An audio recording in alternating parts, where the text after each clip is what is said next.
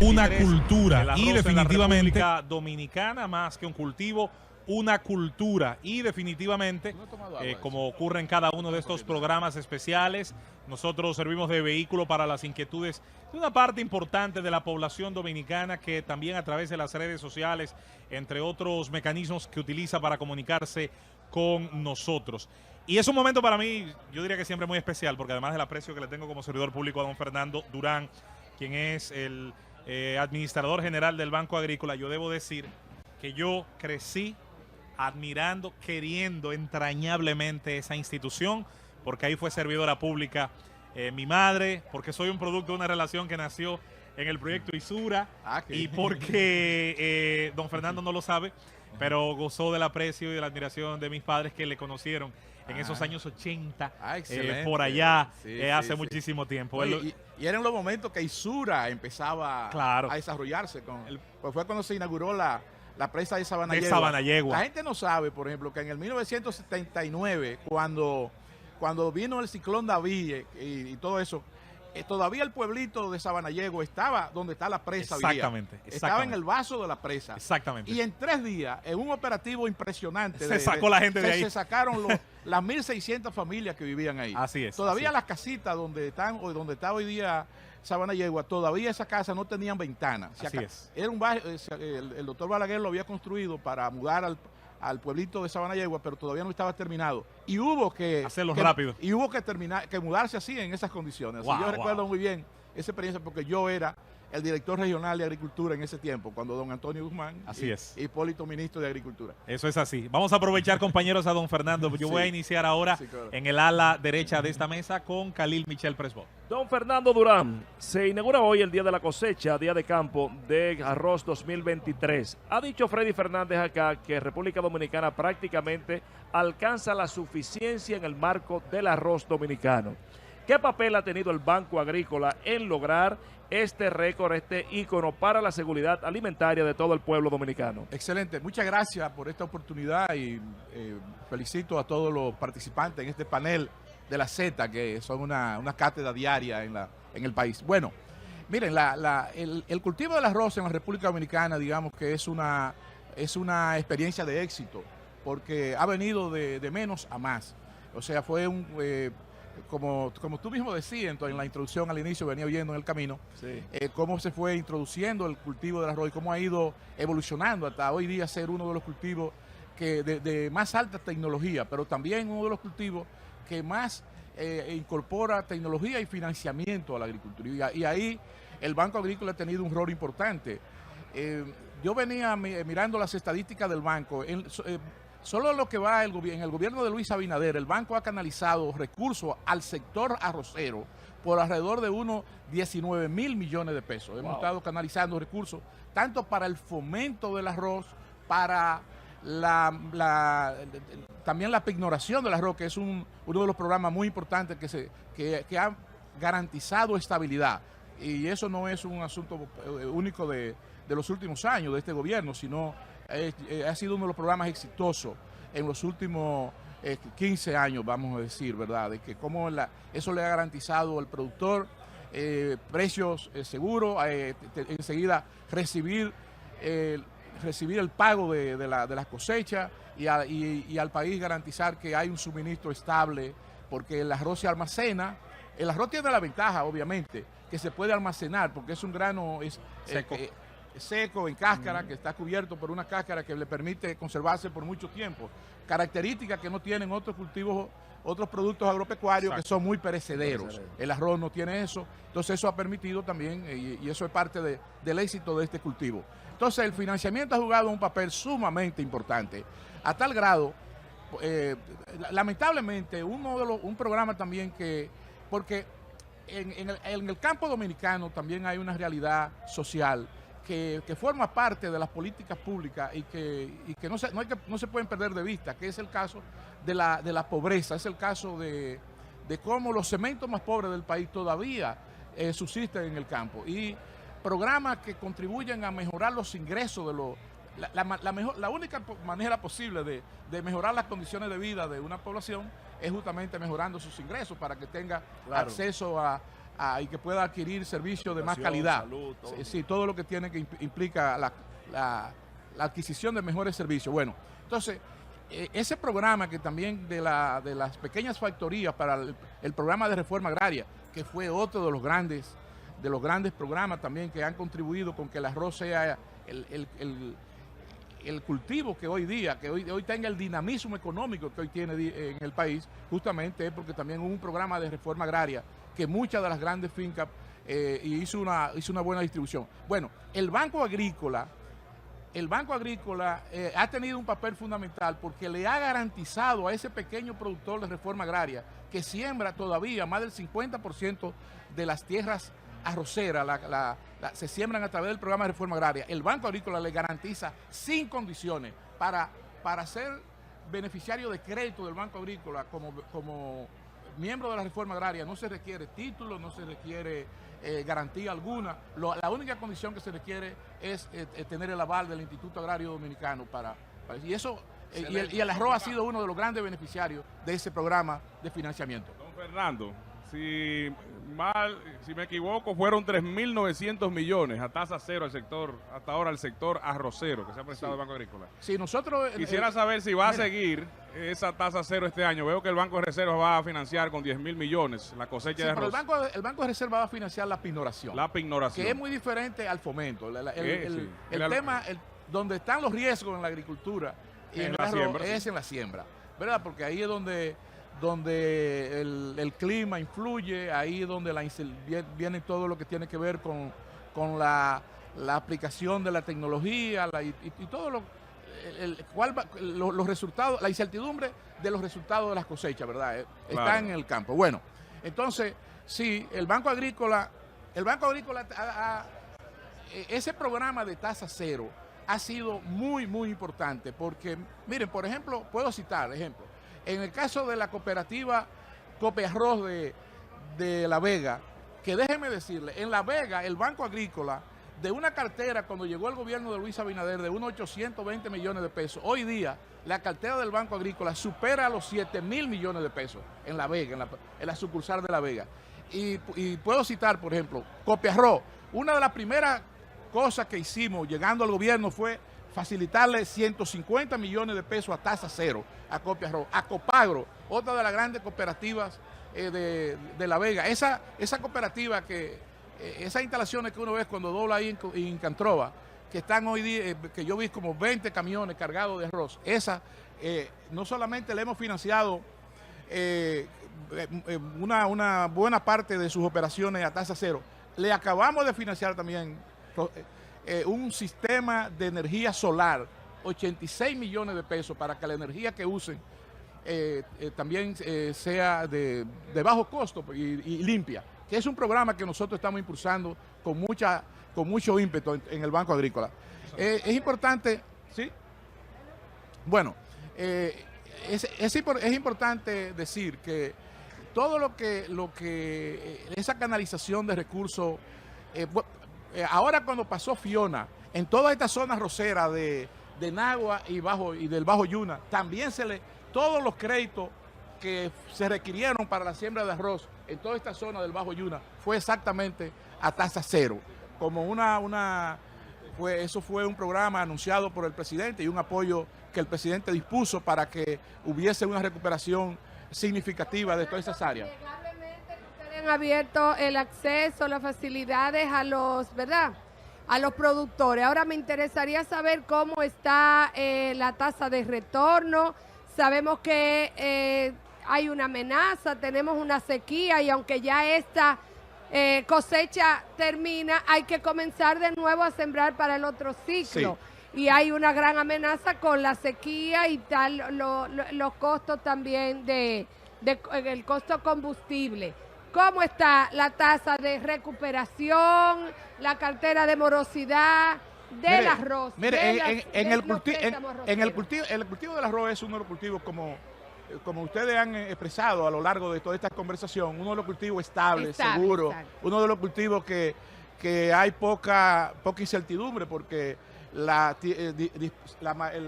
99% del arroz se siembra bajo riego, que es uno de los principales factores de garantía de la cosecha, ¿verdad?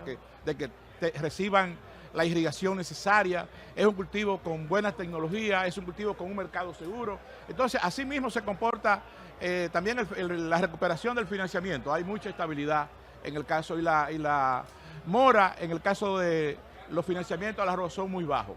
Claro, nosotros mantenemos, por ejemplo, y estamos facilitando recursos para seguir mejorando todo lo que tiene que ver con el cultivo del arroz. Miren, en la provincia de Valverde, cuando nosotros llegamos, alrededor de 5 factorías en condiciones muy precarias de funcionamiento. Se le han facilitado recursos y esas factorías hoy pueden dar testimonio, incluyendo la cooperativa Copava, de que ha sido recuperada totalmente, incluyendo un sistema de energía solar que se le ha financiado a esa cooperativa, y a otras cooperativas se le ha facilitado recursos para que renueven sus equipos.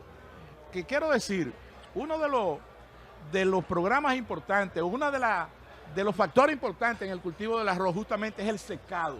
Muchas personas, claro, o muchos entendidos entienden que la parte principal de una cooperativa, donde están los beneficios del negocio de la factoría de arroz, no es ni siquiera en otros aspectos, sino en la manera, en la eficiencia en el secado del arroz. Porque dependiendo de la humedad con que el arroz se lleva al molino, de eso depende que consiga la menor cantidad de granos partidos, que es como se genera, como se produce, se clasifican los arroces. Entonces, en ese sentido, nosotros estamos incorporando y facilitando recursos para mejorar todos los sistemas de secado de muchas factorías. También quiero anunciar, nosotros estamos en este momento en unas negociaciones con la cooperación japonesa, con la idea de traer equipos, sobre todo para la recolección del arroz. Miren, no sé si ustedes se fijaron cuando venían hacia acá, y yo lo noté, la cantidad de caballos que había a mano izquierda en esas plantaciones de arroz, recogiendo los sacos de arroz. Eso es altamente ineficiente, porque el arroz hay que ponerlo en sacos. Después, y generalmente se usan menores de edad para muchos de esos trabajos. Después hay que subirlo a un caballo, después hay que sacarlo al camino y después tirarlo en un camión para llevarlo a la factoría. Todo ese proceso costoso e ineficiente se puede eliminar si el arroz se corta y la torba que lo va cortando lo tira directamente a un tractor que lleva y que se puede trasladar de ahí. Todo eso mecánicamente se traslada a un camión y el camión se traslada a la factoría, que lo recibe a granel y lo tira directamente a un sistema que tienen de limpieza y se lleva al secado. Todo eso, nosotros estamos tratando de traer recursos y tecnología los equipos indicados para incorporar y para mejorar todas esas capacidades del país. Fernando, yo quisiera saber si tiene el dato, en términos porcentuales, cómo se distribuye el crédito que otorga el Banco Agrícola, conformándolo en cuanto a medianos, pequeños y grandes productores, su cartera de préstamo, ¿cómo está distribuida en términos porcentuales? Yo diría que en un 60% va al pequeño productor. Por ejemplo, toda esa zona de Nagua. Pero hay algo que yo lo quiero comentar, o lo comento como uno de los desafíos que tenemos en el sistema financiero agropecuario. Miren, así por diferentes razones, hay muchos pequeños productores que se han ido, que su fuente de financiamiento principal son los créditos informales. Créditos informales a veces en condiciones de usura, con altas tasas, y eso está muy generalizado en muchas zonas del país. Y nosotros estamos tratando, y no se crea que es simplemente por falta de recursos de los organismos internacionales, es también por cultura.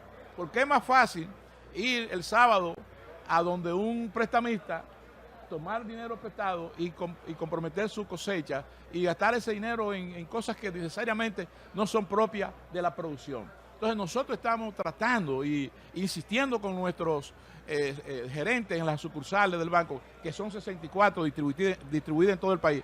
Eso está muy generalizado, sobre todo en la zona arrocera de Nagua, en la zona arrocera del Bajo Yuna y en la zona arrocera del Bajo Yaque, en toda la zona de Castañuela. Entonces nosotros estamos luchando y tratando de mejorar y hacerle saber al productor que el banco tiene recursos para facilitárselo en condiciones muy convenientes para eso. Entonces, bueno. A propósito de eso, don Fernando, yo sé que el sector molinero juega un rol importantísimo en esta cadena de producción de arroz. Sí.